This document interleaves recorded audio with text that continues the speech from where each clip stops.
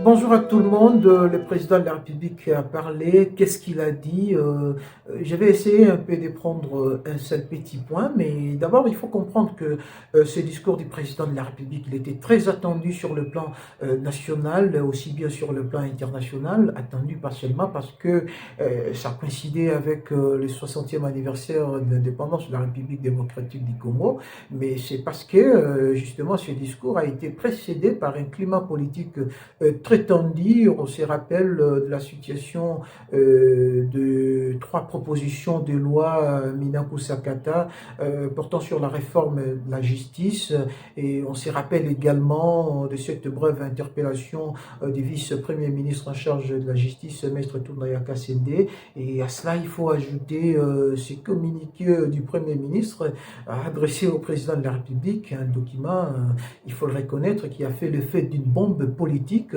Donc voilà, c'est sur base de tous ces éléments que ce discours du président de la République, il était très attendu. Est-ce que le président de la République a convaincu? Moi, je pense que oui, parce que dans ce climat de tension, le président de la République devait s'amener avec un discours réconciliateur, même si beaucoup de gens l'attendaient à l'offensive. Mais moi, je crois que le président de la République a joué la sagesse, compte tenu du fait qu'il a ce rôle-là de pouvoir veiller à la stabilité, au bon fonctionnement des institutions.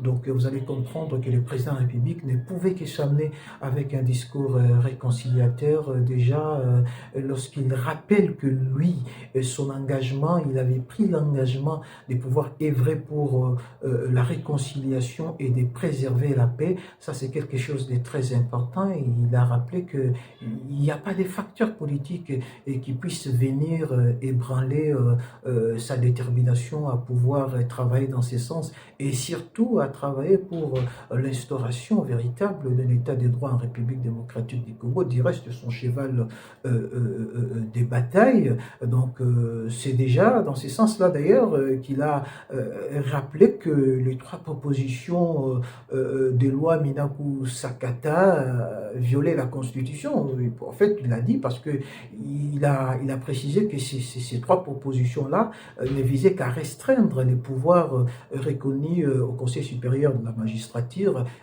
et pourtant consacrés dans la Constitution. Alors lorsqu'il dit que pourtant consacrés dans la Constitution, ça veut dire autrement que ces propositions de loi sont anticonstitutionnelles. Alors le message encore le plus important du président de la République, c'est lorsqu'il a appelé les uns et les autres à pouvoir œuvrer pour l'intérêt général de la République. Moi, je pense que le message était opportun parce que nous étions dans ces contextes-là. Lorsque nous célébrons l'indépendance de la République démocratique du Congo, nous devons à un moment donné nous arrêter et regarder si nous sommes dans les bons, qu'est-ce qui était avant, et où est-ce que nous en sommes et où est-ce que nous allons. Je pense que ce sont des questions normales que tout le monde est en droit de se poser, et le président de la République a bien rappelé cette situation-là, et c'est ainsi qu'à un moment donné, du coup, le président avait pris l'étoffe du pasteur lorsqu'il a dit que, en réalité, le but pour lui, ce n'est pas de voir les méchants périr,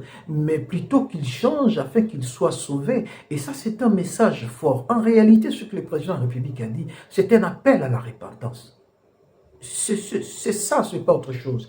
Il appelle les Congolais de tous les bords à la repentance. Il dit, venez, je ne vais pas vous voir mourir, je ne vais pas vous voir périr, mais plutôt que vous puissiez changer d'attitude, c'est-à-dire d'abandonner le mal, de faire le bien, et le bien que vous allez faire, c'est pour l'intérêt de la République. Donc voilà là où je trouve que le message du président de la République, il est très réconciliant, et je suis sûr qu'après ce message, la situation politique en République démocratique du Congo, et qui était tendue, va baisser de plusieurs crans.